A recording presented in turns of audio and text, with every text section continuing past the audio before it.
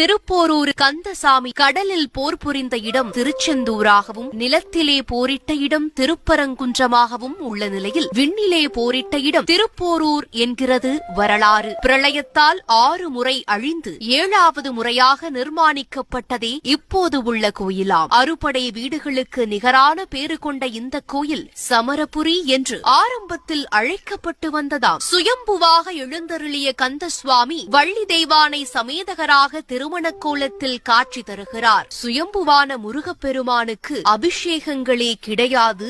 இந்த கோயிலில் ஓம்கார வடிவில் உள்ள இந்த கோயிலின் கொடிமரமும் எங்கும் பார்த்திராத ஒன்று. காரணம், ராஜகோபுரத்திற்கு வெளியே கொடிமரம் இருப்பது இந்த கோயிலில்தான். பனைமரத்தடி ஒன்றின் அடியில் கேட்பாரற்று கிடந்த கந்தசாமியின் சிலையானது சிதம்பரம் அடிகளாரின் கனவில் தோன்றி பின்னரே இந்த கோயில் நிர்மாணிக்கப்பட்டது. திருப்போரூர் கந்தசாமி கடலில்